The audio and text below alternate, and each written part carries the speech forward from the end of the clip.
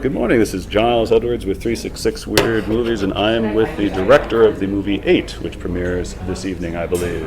Tomorrow evening. Tomorrow evening, okay, Yeah. sorry, I've got You've got so many movies. oh, yeah, I'm 23 so far, but Yeah. please, Hi, mine's Harold, and thank you so much for the opportunity to talk. oh, yeah, it's my pleasure. I knew, right when I read the description of the movie, I was interested because I like takes on, I guess to define it loosely, a revisionist Western kind of thing, explorations of folklore, Right. and a rural kind of violence and feel to films. I saw Five Fingers from Marseille last year, Yeah. and quite enjoyed that, especially the supernatural developments Yes. in it. And Amazing from film. my understanding, your film is primarily supernatural. Yeah, it's very interesting. I touch upon so many themes, and actually the reason why it's called 8 as well, it's like infinity and eternity, and it's actually basically started with what happens to souls when they die, and the question, coming out of just taking it out of a Christian context and basically, with the Western context, and trying to figure out what is the belief in certain African cultures, like the Zulu and the Xhosa, and I found fascinating stories. And the one story is basically about when someone dies far from the homestead, and the soul, in a horrific accident or death, its soul sometimes gets left behind, and the body gets buried. And then they go to this tree called the Mfafa tree, the buffalo thorn tree. And the healer asks the tree for a piece of a branch, and they go to this place of death, and they actually reside and ask the soul to come back to the homestead. But from that point up to the homestead, the family member and people needs to actually reside over this branch because the soul's afraid. It's been it's been there for such a long time. And basically, when it comes to the homestead, it gets given by the families there, and it gets given by these goats, and one of the goat has to eat it. And then, the other goat gets slaughtered, and, they celebrate. But if the goat doesn't eat it, it means that the soul got lost somewhere along the way, and they have to redo this. And basically, in a very loose spectrum, that's where Lazarus, my main character, got born, because I was like, he's a soul collector, really, right? And that's basically an inspiration. It touches on a lot of different mythological things, like, for example, how souls are conveyed. It's actually very Eastern in a weird way, like moths and butterflies. The moth and the butterfly is actually, the moth is a reincarnation of the butterfly in some Eastern beliefs, meaning that if the butterfly dies during the day, that's why I don't see butterflies in the day. You only see moths. So the moth is the yang, the yin, Okay. the two. And so that's the soul, and also the little creature in the film. It's also really loosely based on the Tokolosh, which is also the demonic creature from the Zulu Xhosa cultures that believes it comes in the evening, and they actually put their beds on bricks, so that the little Tokolosh can't get them. So it's loosely based on all these elements, folkloric elements, but there's a lot of spiritual, I might say, questions and stuff. So I'd say a fair degree of crossover between folklore and the spiritual world as a sort of earlier attempt to understand that Totally. nature there. Totally. I think in South Africa especially, like it's very, we're so diverse. I mean, it's not even white and black, it's Indian. It's a very, I know it's a very, shall we say, complicated history very for the past century and a half. Exactly. And ironic that South African films, and that's why you mentioned Five Fingers and stuff like that. We kind of want to try and break away, the new wave, want to try and break away, just make an entertaining flick, rather than spend time on the past, which is unfortunately so sad. And I think the new wave just wants to say, listen, guys, let's bygones be bygones, let's try and understand, and I think it's a responsibility for filmmakers to try and see, like, my biggest, what's the word? Not concern, but like if it does well in South Africa, worldwide it'll be amazing. You know what I mean? But if it does well in South Africa, then I've struck a chord. That's the audience you want to reach most. If I reach it, it means I unified an audience. Do you know what I mean? Yeah, because I know I I do try to keep keep up on international affairs. And I know this past year, Zuma was finally ousted with Ramaphosa becoming president, but still with the various problems that ANC is facing with the deteriorating legacy and the splinter militant student group, and of course I can't remember the name of the centered in Cape Town. The Red Berets with Julius Malema, Yep. the EFC, ECC, Economic Freedom Fighters. Sorry, EFF. So it's a mixture of massive political turmoil, and but we're hopeful at the end of the day. Oh, yeah. So I think that. And if a film like this can sort of, it's weird. I feel sometimes the African flicks, it's because we need to market our films, so it's either Afrikaans or it's either Indian, it's either English, so that when you make a film, that sort of everyone can sit next to each other and just be fearful, or just get a fright, or just get a laugh. You know what I mean? It's kind of, and ironically, if you can do that in South Africa, then it's like kind of it will marry in the rest of the world because we've got such a smorgasbord of people. I know there's. The different parties and It's massive. Conflicting interests and the like I said, the complicated long history that with the Dutch, with the African community, and then the British showing up and not really helping. And the British is, and the thing is, ironically, like if you start sort of trying to understand from a different point of view. For example, if you read the history from the Zulu point of view, how they see it, which not get taught in school, it's fascinating. I can believe it. It is fascinating. Yeah, in growing up, I understand that this may sound a little hokey here. I actually quite enjoyed the Shaka Zulu television series that was very famous in the 80s. Ironically, I'm trying to put together a film. I got the Prince of the Zulus to actually give me pardons, the Zulutinis and the Buthelezis. Long story, because the government doesn't, after Zuma, they said, we're not going to give the royal family any more money, so the royal family, the prince needs to sort of now, and he gave me yarns, and I was thinking of a massive Netflix HBO series of the Zulu, Shaka, Dingaan, and Setswaye, which is three kings, which is amazing. Setswaye beat the British at the Battle of Italawana. That's actually what, prior to the Zulu, the British film with Michael Caine, remember Zulu? Yeah. So prior to that, they tell us of Walker's Drift, with the British last stand of the British, But prior to that, there was a massive battle of Isandlwana, where I think the British had the biggest defeat with shield and spear. Fascinating. Probably not a good thing for the British, but it's a fascinating story. Well, they've got different problems now that they're having to focus on, but that's.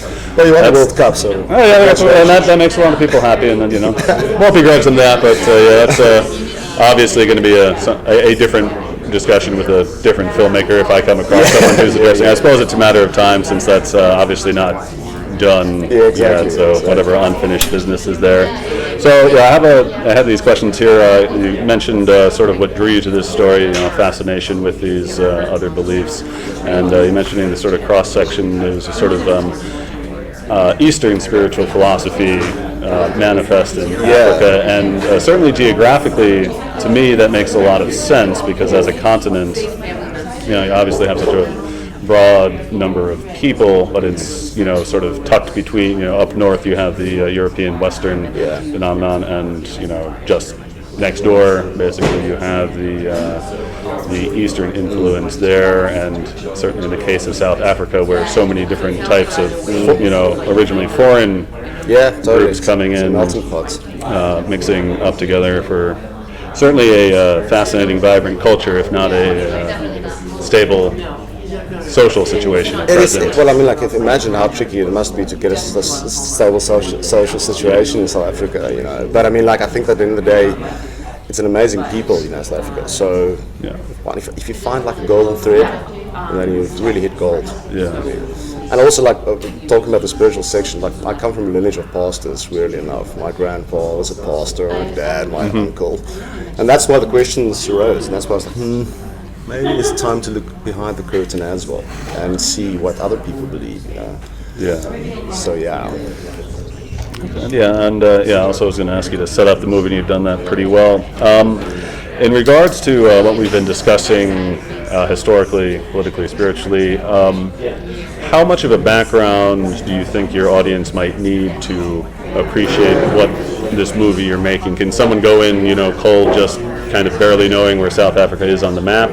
Yeah, I hope so. I didn't look. At the end of the day, it's a film that arose questions, but what I really wanted to do is just make an entertaining movie where someone can sit and do not need any frame of reference. Basically it starts somewhere in South Africa in 1977. So it's like if there is a little bit of maybe conflict between white and black and stuff, it's set in the apartheid South Africa. Okay. Not that it's a political driven film at all, but obviously there's a homage to the horror movies that I really liked. 1977, Okay. the 70s is always great. Like The Shining was made when I was born in 1980. So it's just that.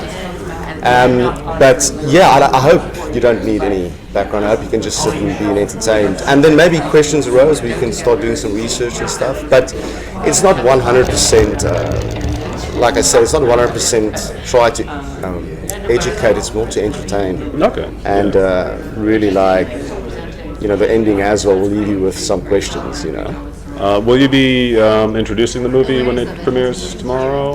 Yeah, I think so. I don't know if it's prior or after, but Yeah, there's usually a brief introduction, then a question and answer Yeah. session after the film. Yeah, I'll be great.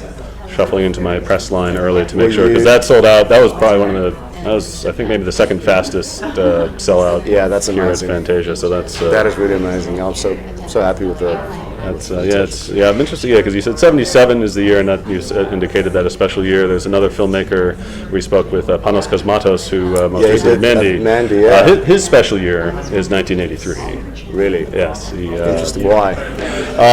He has a memory back to when he was maybe a 9-year-old or thereabouts, looking at horror movie VHS boxes at a video Right. rental place. Classic. And so that's where a lot of his Yeah. his connections, as I imagine, if you've seen Mandy, you can see that was Yeah, it's very, set in it's very interesting. influenced by that Yeah. kind of thing. I was reading the description, Mitch Davis's little blurb for the movie. He mentioned something about the sound design. I was Right. wondering if you might elaborate on that, because he was very compelled by it. So basically, Simona Tsebe, who plays Lazarus, so in the script it was a lullaby that he normally sang to his daughter. And at the end of the day, the story is about a father that lost his daughter, and its guilt can become a heavy burden to bear. And each one of the characters suffers from a massive amount of guilt. Be it that Sarah that can't have children, or Mary that lost her parents, or whatever. So that's actually, in theory, the human story behind the whole horror thing. Lazarus just carries it around with him physically. It's a physical reincarnation of his guilt because he couldn't be there for his daughter. Right. But saying that, he's Venda, and that this movie was actually Xhosa, so I said to him, dude, which Robert Paul's is also Venda, and the Venda is a very interesting people.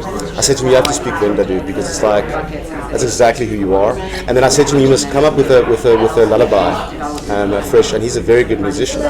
So the sound design is basically based on his lullaby, which he conjured up, and that's also what he basically sings when he goes and steals their souls. But on the flip side of that as well, we've got a massive African score. But on the flip side, we've got Swan Lake, and I use Swan Lake as the western side of the film, right? So it's like these two binary instrumental violins and stuff, and then it versus these drum beats, very ancient tribal sort of conjuring stuff, which makes for a beautiful scape. And set in the backdrop of the beautiful, nice Eastern Cape as well, it makes for a pretty film. And the very little research I did for this movie, unfortunately I haven't seen it. I was offered a screener, but the computer I have has this big crack down the top so there. glad you're gonna watch it like and that. Please go see it I was tomorrow. thinking, okay, this is obviously going to be a very beautiful movie, Yeah, and thank you. I don't want it through headphones on a cracked screen. So Yeah. I, other than what you've mentioned, I know nothing about it myself. Amazing. And you had which makes me ask you had a somewhat brief history making films before. You had like a couple shorts, and I believe a made for television were on your credits. Yeah. I saw. So basically, it all started with my student film, which was called Ibali. Ibali, which is myth, Zulu for myth, and it's basically a boy discovering the essence of water. But it's all Xhosa, and it's just South African narrative was always built around fireplace and morality. There's no scripted how can I put this? There is obviously Peter Mootsworth of the Zulu Sanusi, which I read and study. But so yeah, it started with that, which did very well. We went to Locarno and was official selection, and then I did the first time, which is the story about the Khoisan, a father and his son. So I was like, why is it never told from the Khoisan perspective? What happened? But the father and his son came home one day from a hunt. They're like, what?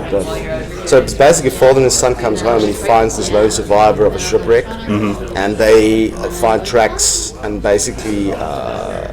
This guy's dying, and the father is just like, just go get him some water. And it's the whole question about how do you understand each other without language. So that was the first time, and then I did a Sowetan ghost story, and I did a film recently, Afrikaans film, which I was asked to do about child molestation. So I have a history, quite a few shorts but this is my first feature.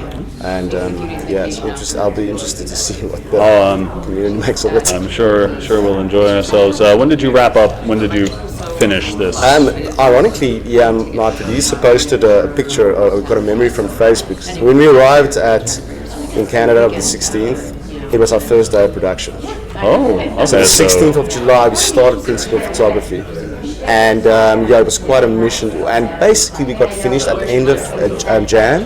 We started sending out links to agents and stuff. So it was kind of a 10-year process to make it, but a 6-month process to finish it. And it's like that is just it was insane. So it was quite a quick turnaround.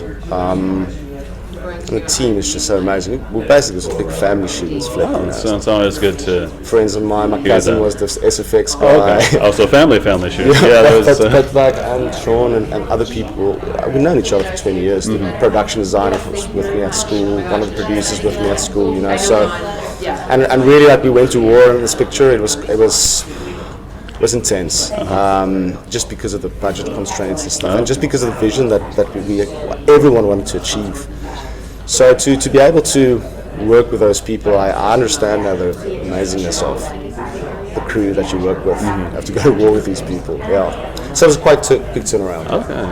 You mentioned it was 10 years in the making. Obviously, I don't want to sound like I'm getting impatient already, but I know that typically filmmakers, directors, writers, etc., are always working on something. Do you have anything toward the top of your... It's insane that... because it took me so long, you see my slate, it's insane. I've got so many pictures that it's just ready to be made. I've got sci-fis, I've got... It's weird because I love horror flicks, but it's as a filmmaker I would like to explore different genres and fuse different genres and stuff. So but to the top of the list is called Umuti, and it means tree in Zulu, and it's basically an African tale about a little fig wasp in a sycamore fig tree and the journey that this wasp takes to sacrifice itself for this tree, right? But it's set against a family a horrific murder, a father that murders his family, and they wake up. It's like Groundhog Day meets the fountain, meets the beloved. These weird siblings, and it's about this slave, and set at the turn of the century, and she has to save this family, and she is the wasp, right? So basically, it's a very again a unique take on the genre. And then there's a lot of stuff. It'll be interesting. That's why I'm going to Los Angeles. Okay. I guess that. How long are you staying in Montreal then? After Tuesday, we're leaving. Okay. So I will do both viewings, and apparently it's quite nice, even the second viewing, to be there if people want to ask questions. Communicate. So maybe just do that as well. Yeah, I think that. Yeah, I'm sure the audience would appreciate. Because it's, as you know, the first one was sold out, and so a lot of people who. A lot of times, it's really only the first screening that has the director or whatever talent involved. The second one is also sold out now. Yes. Yeah, which is great. So that's. So just I think that it'll be cool just to, the only thing that I can do really is sort of give back.